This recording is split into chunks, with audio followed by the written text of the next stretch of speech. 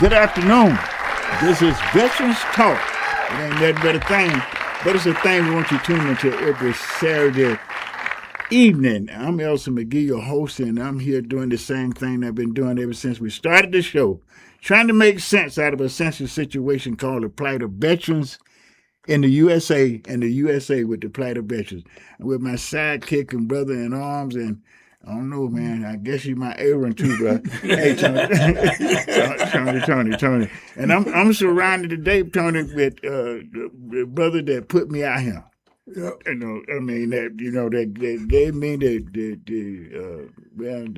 encouragement to speak out as the Redeemer of Christ. And Bishop, how you doing, man? Man, I'm doing just great. I tell you, I would say great as always, but great as I can today. Yeah, but you know, Bishop, I'm gonna tell you something. We have been, you know, I got to do a flashback because see, on dedication day, right, in the park, in the park, Piedmont Park, about less than 100 feet from the Booker T. Washington statue, we dedicated a memorial. Yes, sir. To at least 6 of the guys, the Bulldogs. Then I'm not just saying that to be saying that, but I'm just saying that this is Bulldog country. Well, I want to tell you something. On my podcast the other day, the guy was saying he wasn't studying them Bulldogs. They puppies. I said, wait a minute. He was talking about the Georgia Bulldogs. I said, they clarified. You know, about Bulldogs. There'd be a fight up here today. But then see, we got one of our brothers, you know, that we didn't beat them up as bad as we did turning the rest of them, but we had them. We know we got all these folks. But you know, it was a new school. That's but what makes this so powerful? I'm thinking not just the schools, but the city. The city itself. The city itself. This is Sons of Atlanta, and when we was dedicating that memorial, we had Morocco. From Atlanta.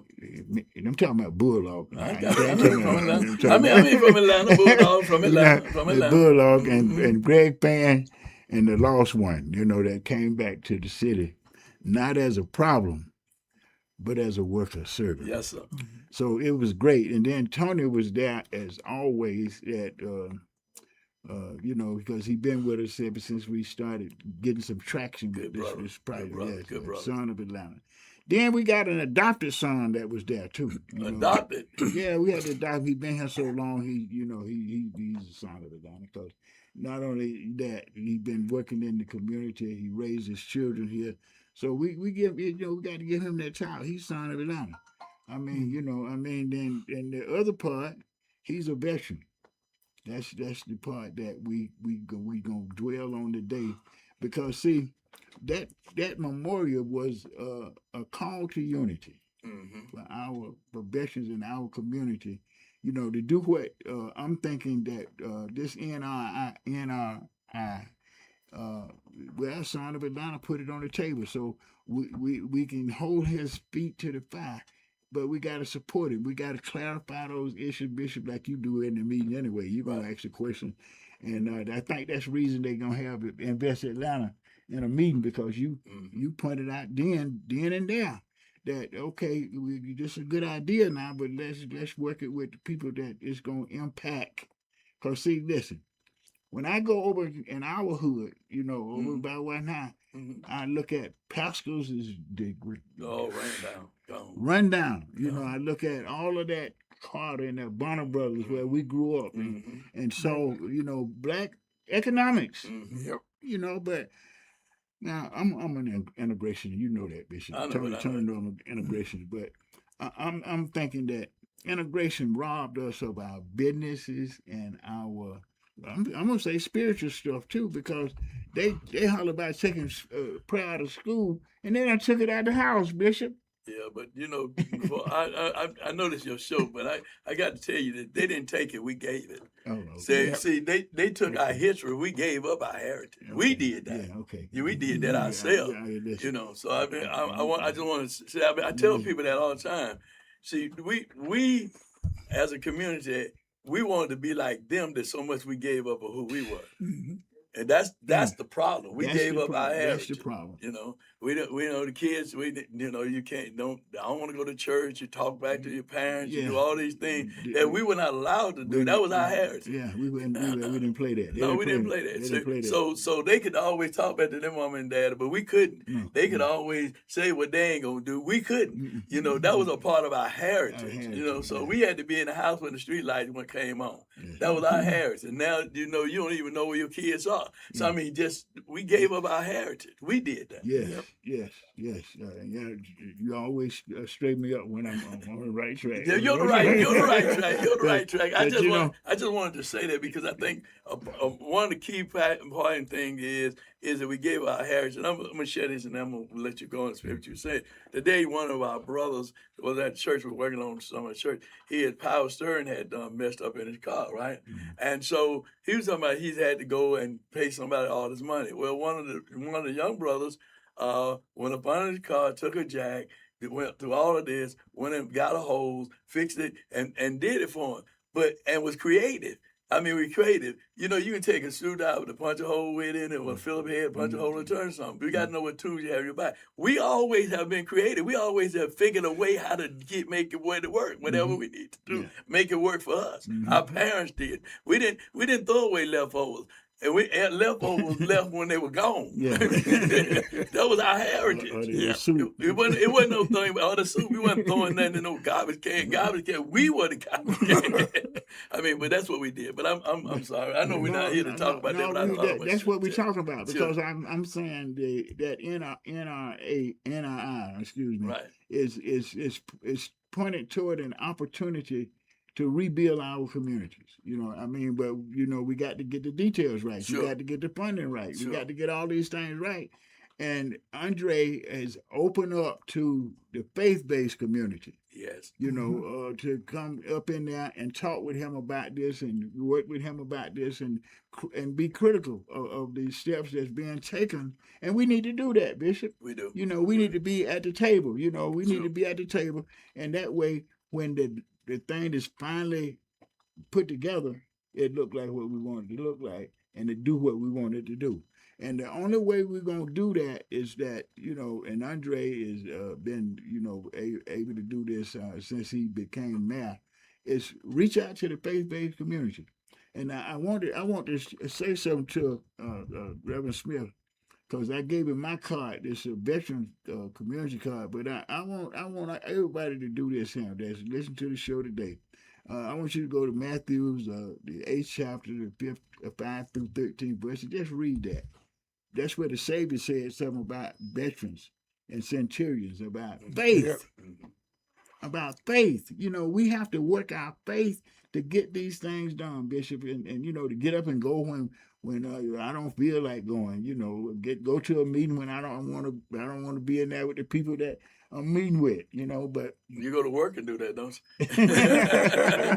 I mean, you go to work and do that. You was in the service with people you want to be in the service. I mean, you do that anyway. You do it anyway. But that's your desire, your will to do what you need to do to make it better for yourself and your family. And that's why I wanted them to understand.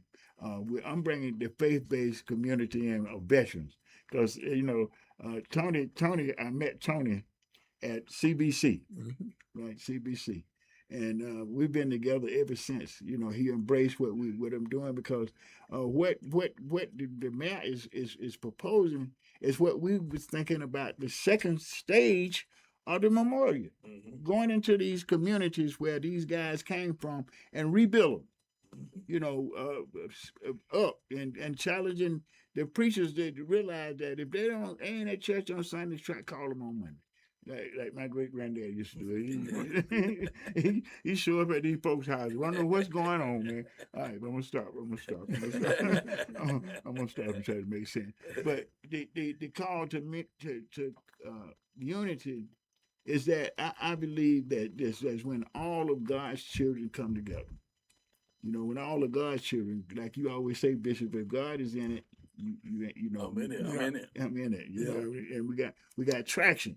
But when we go in there and don't have no faith about what we going in there to do, we're gonna have all kind of chaos. or we're gonna fall victim to the devil's delusions and making us think that we can't do what we got to do, and got causing us not to unify around the projects and activities that this man is talking about and get it straight before it finish. We got an opportunity now to go into the places and speak to them as they developing this initiative. Right. And they was really open. I didn't say nothing because you was asking all the questions that everybody needed to ask, and the other ministers was there. But I just want them to know, and I want everybody in the community to know Vietnam Veterans is a faith-based organization because it's full of veterans. That's who we are. I'm gonna just give you for an example. Jimmy is 82 years old. He had done started a nonprofit trying to build something to help the community. Don't be hollering.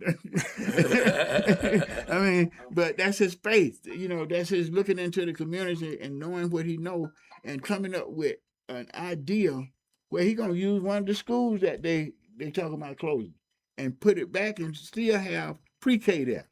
I mean, we got to wake up and start talking to each other and start supporting the things in our community that matters. That's why I'm so glad, Bishop, you're here today, to talk, because I know you're talking to veterans and the community. Well, I'm a veteran myself. I didn't go in the war, but I am a veteran. I survived Hunter Street. Yeah, you bet. You bet. But what I would say one thing that key is in all you're getting, get understanding.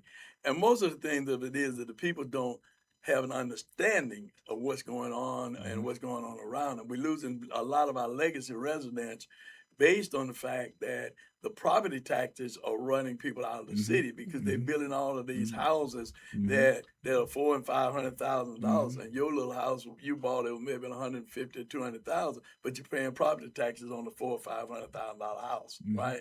Because your property is assessed based on that. So now, and that's something that we need to straighten out, because that's how we're losing a lot of our legacy residents and people leaving the city because they can't afford to stay here because of the property taxes, right? So I just wanted to share that as we're talking about the NRI. I think one of the things that first of all, the TAD itself, the TAD was utilized to develop North Fulton, but the people in South Fulton or South Atlanta, I mean it's North Atlanta, but the people in South Atlanta were putting money in the TAD just like the ones in North Atlanta was. But we didn't get the benefit from the TAD, the monies that blew up the North Atlanta, but raped South Atlanta, right? Yeah. So it was a form of gerrymandering too, also because the property ran down, businesses went out, like you're talking about Pastor Brothers and all the other business that was on Hunter Street.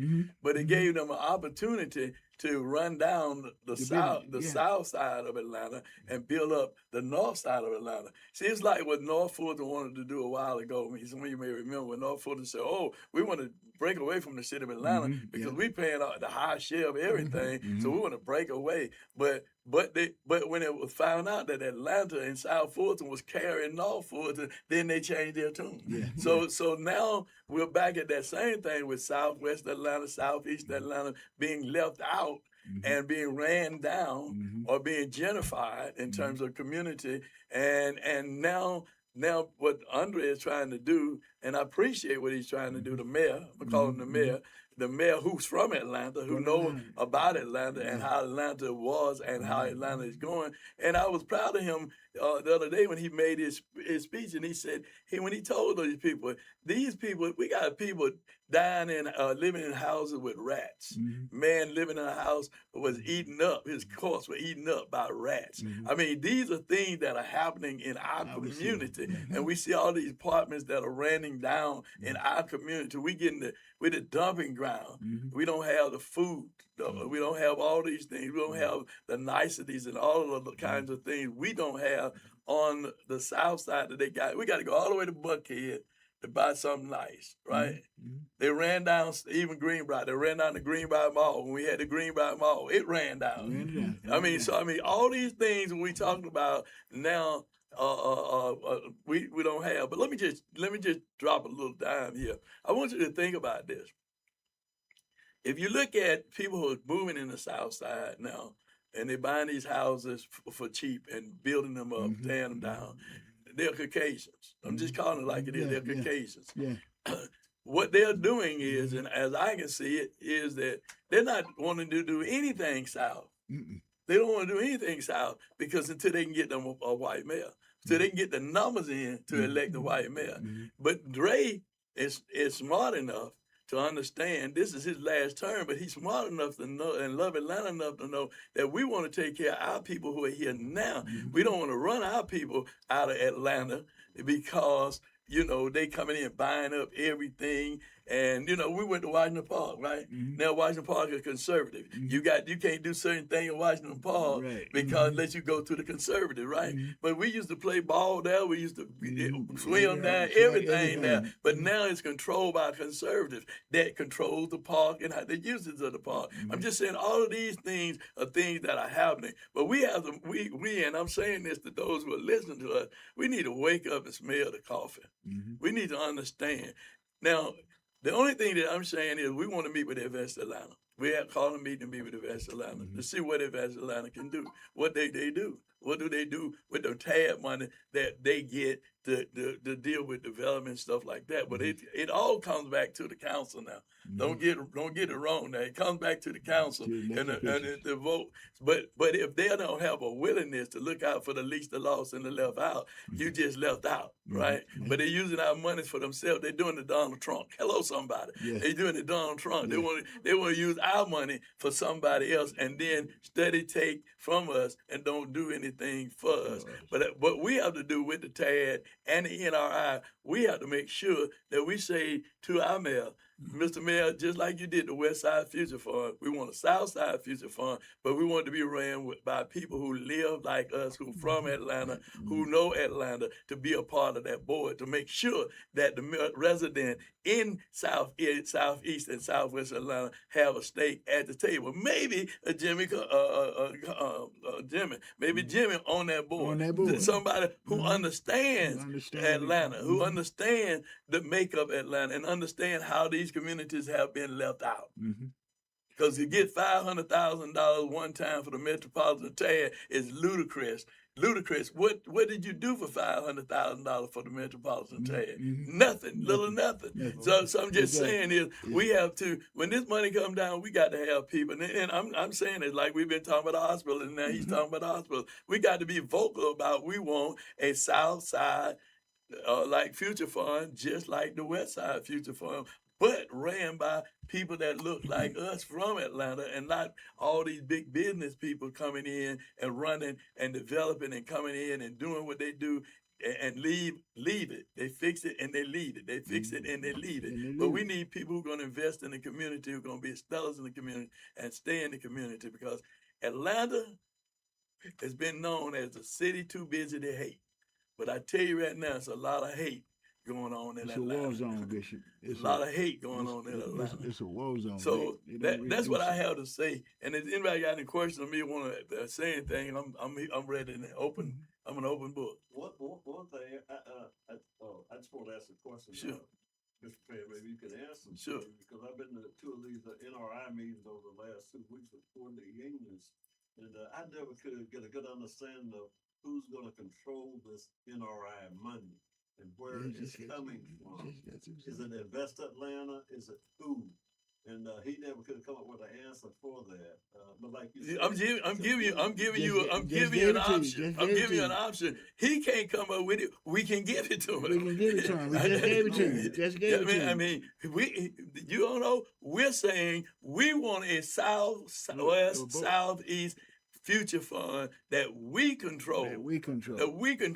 Yeah. That we control. Where the money's gonna come from, trust me, it's gonna come from the taxpayers anyway. Yeah. You know? Anyway, they done it anyway. And this is a side, but I'm gonna say, Anyway. brother, the issue is this. People talking about, and you hear all this stuff about we're gonna do away with taxes, we're gonna do away with state property taxes. Okay. Now let me tell you something. They do. They're gonna do it. But they find another way to make money. They're going to have toll bridges all up and down. You think they fixing all these roads for nothing? yeah. They're going to have toll bridges all up and down, 285, I-20, everything here. All these trucks and cars coming through here, they looking at us, oh, man, we can make money right here, all the traffic coming here. We don't have to do property taxes. They ain't going to give up the money, just going to find another way of getting the money, right? Don't think they fixing all these roads for nothing. Now, come on now, let's we know what toll bridges did up in Norfolk, and then they shut it down. But guess what? They starting it back. So, I mean, just saying, we got to watch as well as pray. We got to see what's going on. But we have to be diligent and organized in terms of what we want to see. See, I'm loud. You know my aunt was. I'm loud. Okay, I'm loud. But that's my very nature. Because if it's an injustice and something ain't right, I'm gonna say it. And you may not take my idea and take my suggestion. You may take my idea or suggestion and turn it and give it another name, but as long as it's working, it's the same thing. It doesn't matter. We need people like us.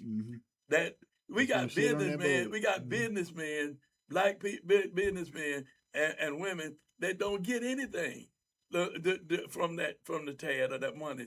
I mean, so that's why I want to find out what Invest Atlanta do, what they can and can't do. Right. That's why I want to have that meeting with them. We want to know what they can and can't do, and what are the limitations. And then I believe that if we create the West Side Future Fund, the Future Fund will be more powerful than Invest Atlanta. Like the West Side Future Fund, if we create the South Side Future Fund. Look at what the West Side Future Fund did for the Gulf.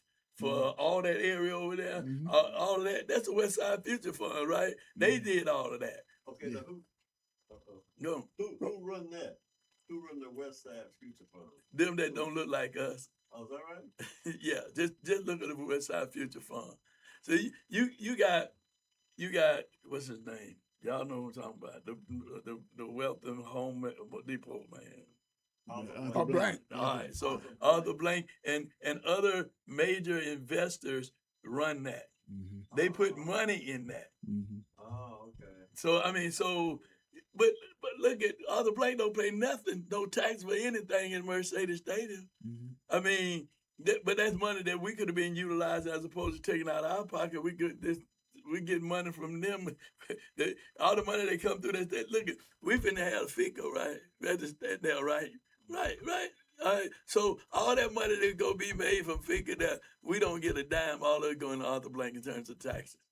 All that money going on. But some of that money can come. So when you talking about the TAD, and you talking about where the money gonna come from, the money's there. Dre would not be talking about the money if the money wasn't there and a way to get the money. There's a path to it, but we have to say it when it comes. We want to make sure that we are at the table and that we are a part of it by creating a Southwest Side Future Fund. Because we got some black men, businessmen in this city who could be a part of that could make sure that's from here or even may not be from here, but they can drive that train. And let me say this here. This to me is always boiled right back down to taxation without representation. Absolutely. And we got to be able to understand and communicate to those of us, those veterans, those veterans that can't come together. They can't, one thing, they can't come together until the fight's over. And that's what I saw.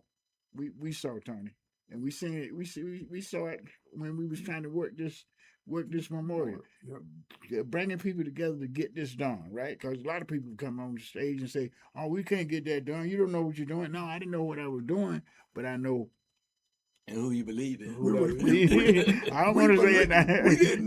We didn't know what we were doing, but we believed so much in what we were doing that we convinced other people that that is a good idea. Right. That is something that's positive. And the other thing about it was that crossed color lines. Because those guys that served with us, all of them didn't look like us. Right. Those that died didn't all look like us. And so once we crossed that color line, now we got some of the recognition that we deserve. We didn't get it all, but we got enough to get our foothold in there, and we got enough for them to delegate the funds to build this memorial. And so they may appear to be baby steps, But these are major steps that we're Absolutely. doing, but we got to do it in all of those organizations, not just in a one or two or stand on the side. We got to step up. And I think once we do that, they're going to recognize us.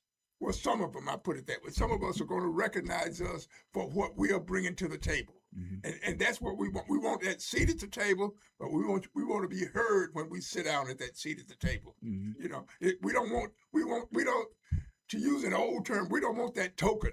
You know, we want a voice. And we have a voice. We have a voice. And not just that, we're bringing voters. You know, we're convincing our voters that, you know, your vote has power. You know, and it's recognizing, getting the community to recognize the power of our vote. Yeah. You know, I think, Tony, one of the things that you said, and I don't think I know, I'm just going to say this, and now I'll yield back to you, Eldson McGhee. Everything begins, every journey begins with one footstep. And I used to tell people this. I used to keep a bullhorn in my car. And if I saw something that wasn't right, I'd pull my bullhorn out, and I would have a crowd after a while. Right? Everybody would be joining. Some people be looking like, what's going on over there? What are you doing? But some folks, they'll stop and listen, and then they'll join in. So, I mean, everything begins with one commitment from an individual that committed to do whatever that needs to be done. Everything that we see, it was somebody, one person, and it caught on fire. You know, and it caught on fire. But it's a commitment, and it's a sticking to it. You got to be committed to it, sticking to it, because everybody ain't gonna walk with you. And you ain't gonna want everybody to walk with you anyway, because some folks gonna be a drain. You know what I'm saying? You got to pull and tug and try to keep them going, because you want people who ready to go, who willing to go. And if you have that, Jesus took 12, man. And some of them with him wasn't with him. I mean, and turned the world upside down. So, I mean, I know I'm preaching now. I ain't going to take up an offer right now. But Jimmy, go in his pocket already. Don't hold on. But I'm just saying is that it takes a commitment from a faithful few to get anything done. And the reason you guys were able to do it, because of the faithful few. And you stay consistent. That's what I'm saying with this effort here. We have to stay consistent. We got to stay consistent by bringing people, because some people listen to me, I don't even understand what the NRI is. I don't even understand what a TAD is. I had preachers, I had to explain it to them, because they preachers you think preachers know everything. They don't know everything, because they're working jobs. They're doing everything else. They ain't in these meetings. But, you know, so they don't know what's going on. They don't know what's going on. They preaching Jesus Christ or how to get rich or something. But anyway, the reality of it is that you have to be consistent in what you're doing, and people will come along, because there are people hurting out here right today. They're hurting. They're really hurting. And we didn't see that during segregation. I'm gonna just say this. I can't remember coming downtown and seeing a homeless person on the bridge. No, you couldn't. And listen, our community was together, and we got to. I think this is an opportunity, really, Bishop. I mean, I'm an optimist, but after I read the whole thing and was sitting in the meetings, I think this is one of the greatest opportunities that have come up lately about addressing the issue in our community. You know, because it's a war zone. It is. It's a war zone. Every day I wake up in my hometown, at least 2 mothers are crying. One because their child has been killed, and the other because the police is looking for their child. We didn't have that in this city. Nope. Tony? Nope. We didn't have that, because you know what? My dad used to tell me, hey, boy, you put this in your pocket, so when your little buddies start going wrong, you better come home. You know, I mean, I was, like you say, Bishop, I didn't talk back to my folks, because you had your teeth then. you would have lost them long before now. And I was never abused. You know, the whippings I got, because I left the You hood. earned them? Yeah. Then they tell you to stay in the yard and you left. I left. I was down there cutting your mama's grass. No, you ain't cutting my mama's grass because I had seals was doing that. We didn't even have a push board. I mean, the truth of the matter, the people and it was something different then, but the children, they are children now, and we got to be able to talk. First of all, right now we need some redemption. I'm just gonna say that we need a lot of redemption in our community. We need a lot of people looking at the spiritual walk. Yes. We have left our spiritual heritage. Yeah. We've left it. We all across the field talking wealth and we got to get back to our roots. And I mean, I just feel I'm gonna be kind of biased about it when knowing Andre from Atlanta and seeing this thing and the openness that he's reaching out to get input. Right. So I know this is a good hope because this is what we were talking about, Tony. Before he even came up with this, we talking about going into these communities and get economics. We trying to get veterans to open up businesses, use the benefits that they got to bring businesses back into our community because the business is gone. Everybody in our community, right? We are economically occupied. Everybody in our community doing business right now, Bishop. When they close the door, they're gone. You don't even know them. It used to be like that. It didn't be like that. And therefore, the lack that they have created in our community has made it a crime war zone. Crime and war zone. And I think we got to be able to do what you're doing now, Bishop, and helping us understand what this NRI is for and what the potentials of it is. I mean, I didn't come here. I'm from here, so I know. I look at when I go down Hunter Street, it breaks my heart. Something playing. Right. When I get in there, this is where I grew up. E.R. Carter been closed how long? Ooh, Lord, it been closed. I mean, that's the school I went to. Me too. And then they tried to close one time. Well, they went crazy. Yeah, they were crazy. Somebody gave them some. But let me just say what the NRI is. I think Brother Carter will say something.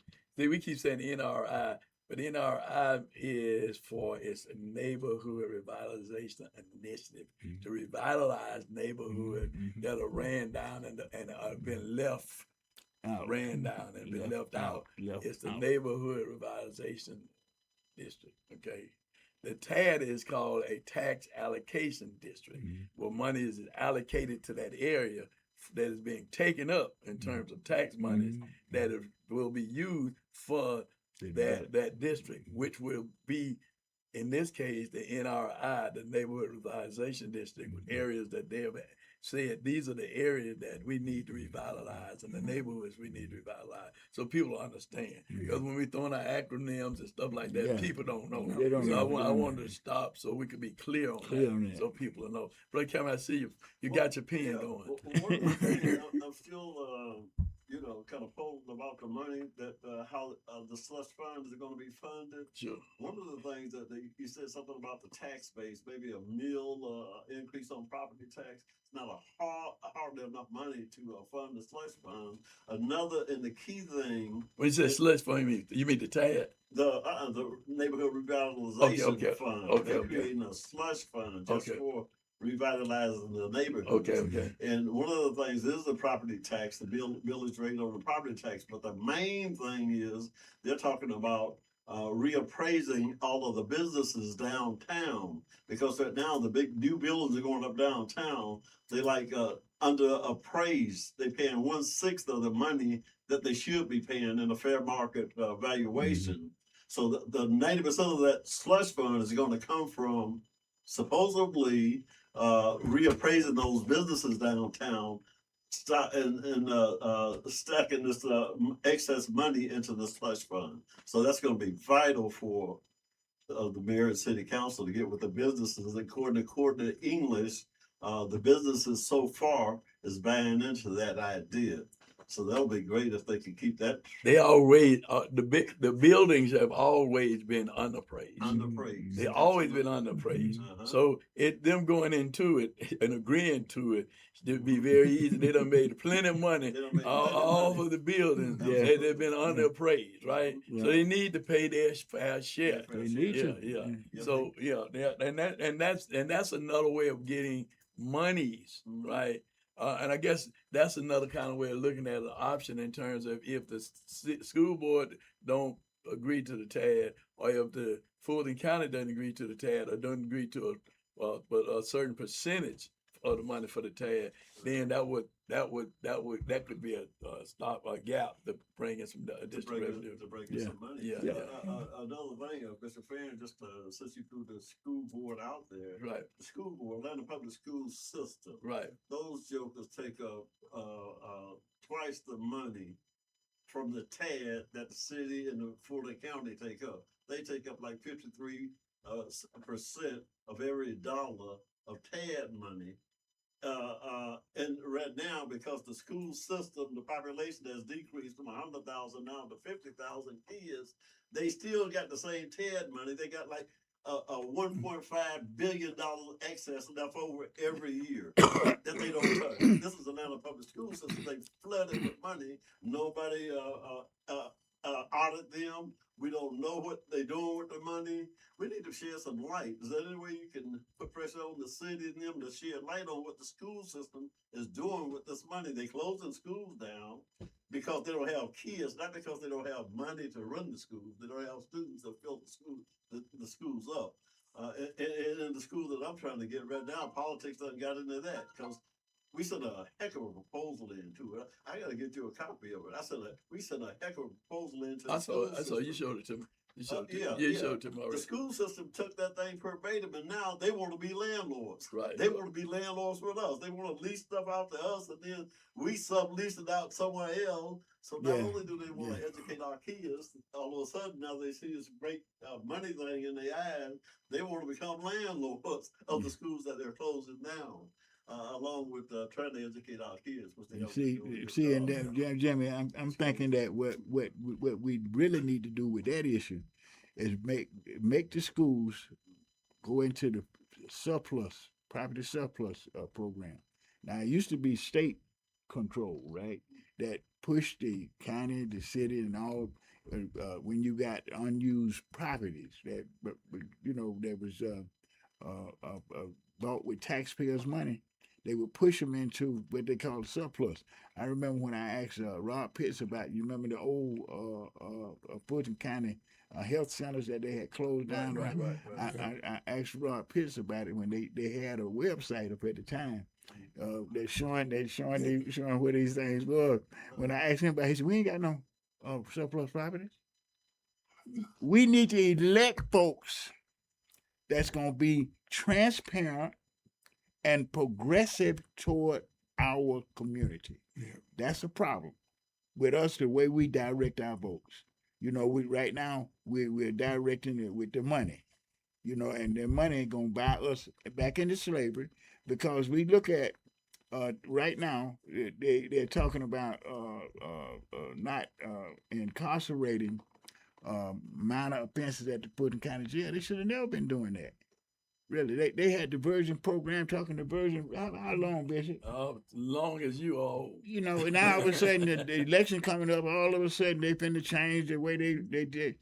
Listen, we need people that I'm so glad, Bishop, you talking about this board, setting up a board that's gonna be us. Right. Because Invest Atlanta controls the investments in all of these nonprofit areas in Atlanta. Yeah, they do. And we got to be saying just what you're saying. We want a board that's represented by us. Taxation without representation was the reason this country had a revolution.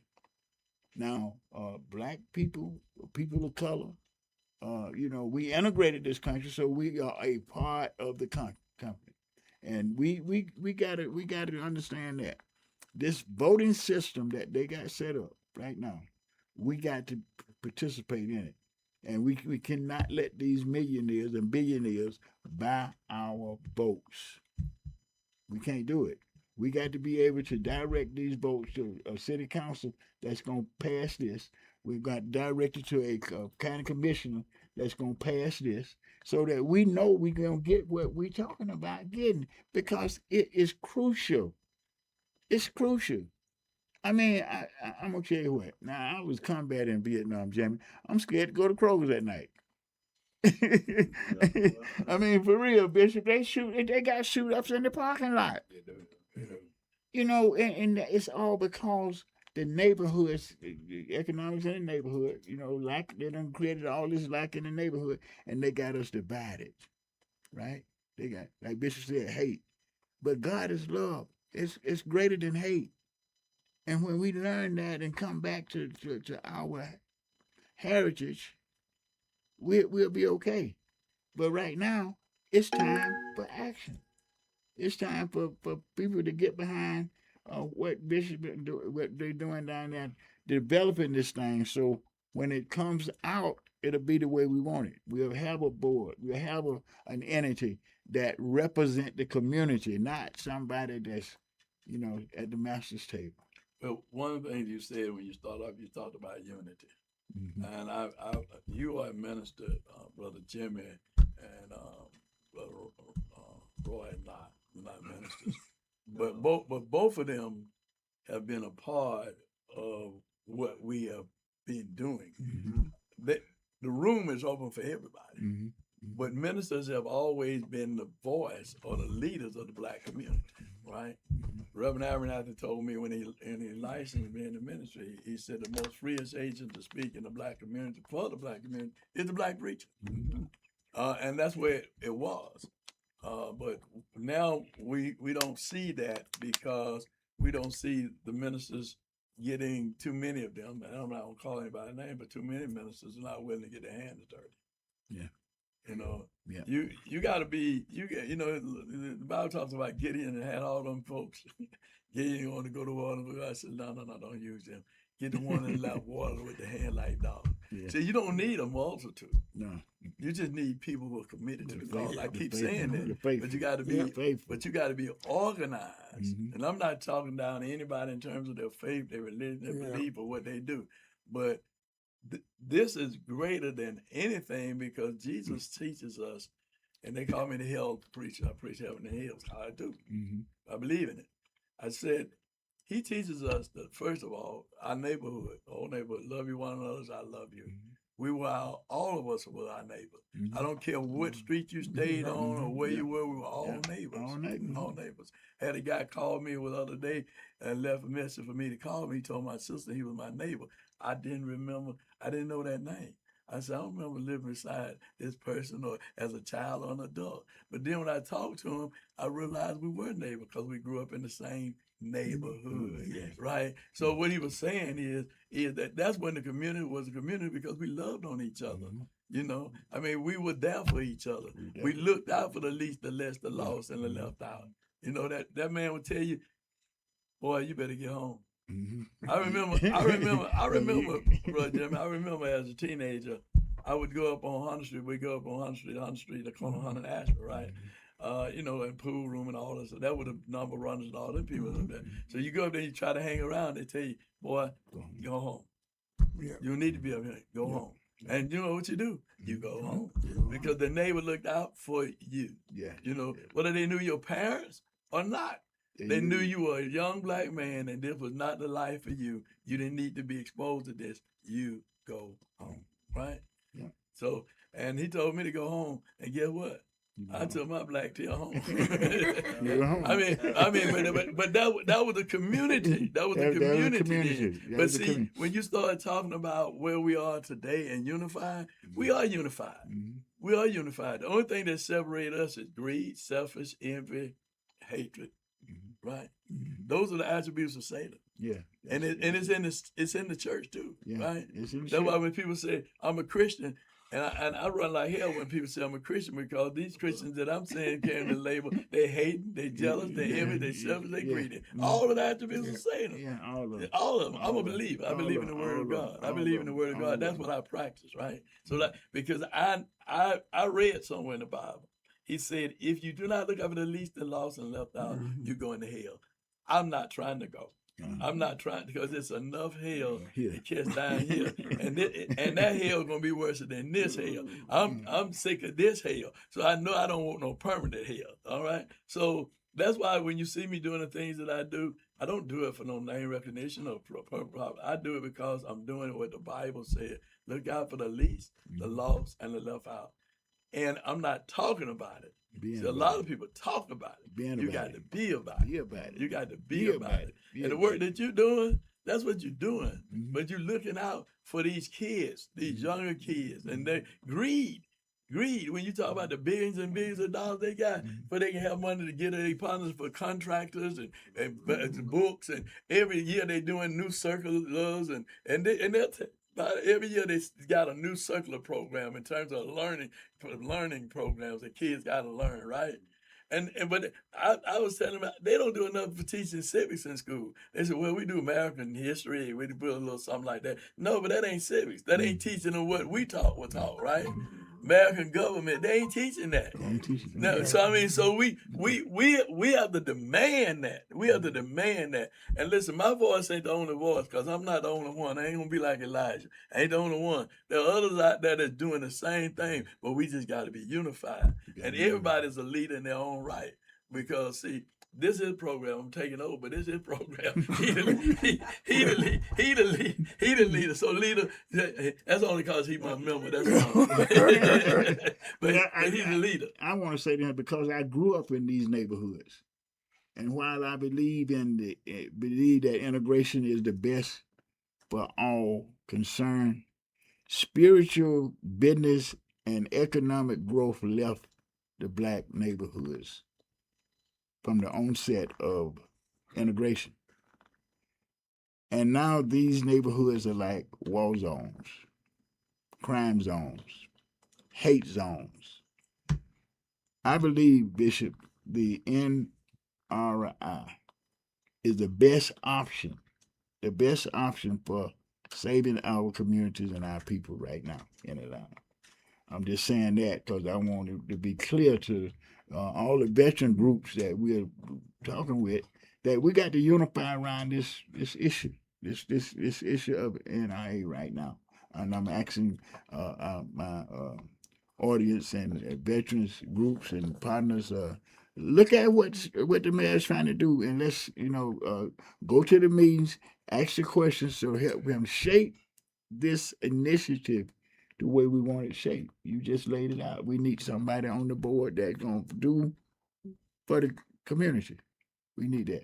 And I want Tony. I need you to talk about the commemorative brick sales. Okay, but before we do that, the point you just made about the community getting involved, part of it has to do with educating our community on what is happening.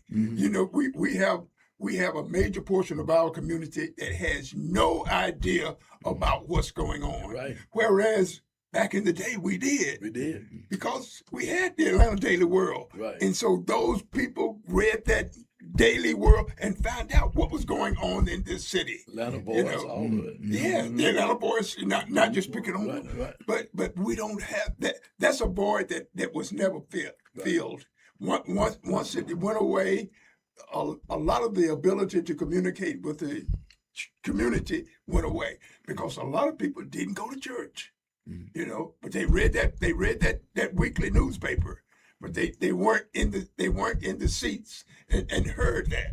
So that's a void that's there that can be filled. It's just a matter of figuring out how and what's the best way to fill that void. Well, I'm gonna say this. You're doing it right now. Yeah, right now. Yeah, you're right. And straight talk. Yeah, straight talk. You're doing straight it right talk. now. Right I now. have a guy on my program. He was saying, he asked me a question. He said, "We got all these people that's voting."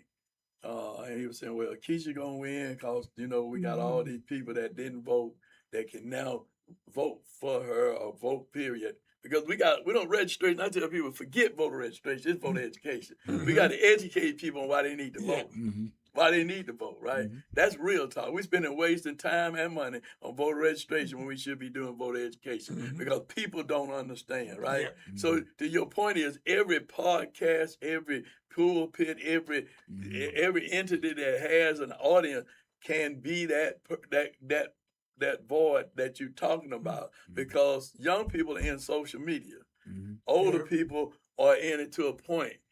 Well, older people go to church or they talk to their neighbor, or they Yeah. talk to their family members, but it's misinformation too.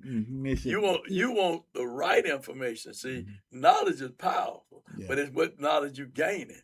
See, if you got somebody teaching you about how to get rich, that your money perish with you. The Bible said that, right? Somebody trying to teach you all these other things, but to organize around the message of unity and love.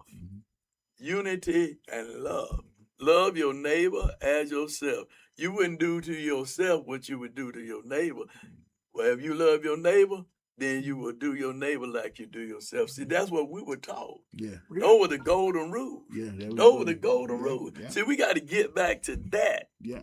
Tony. So if you this guy said here on my program, I'll go back to that. Okay. He said, how do I get this out? How do I get it out? I said, this is how you get it out. You sitting over here, I said, you tell them when the early voting is. He said, you working on the campaign? I said, yeah. I said, tell them early voting. I said, it's the 6 through the 12. He said, well, I think it's the 6 through the 12. I said, you just said, tell the people you how to get the message out. You got the people here now. Now, for those of you watching, early voting starts on the 6th and it ends on the 12th. That's on a Saturday and Sunday and it ends on that Friday. And election day is the 16th. So to your point, get that information out. You got the audience now. Get the information out. Okay. Yeah. All right. Okay. This is a teaching moment. But we got to, people need to know that they can still buy bricks. Oh, Tony. yeah. We want to make sure that the community knows. First of all, we want to make sure that the community goes to Piedmont Park and take a look at the memorial. Amen. You are going to be truly impressed by the actual structure itself.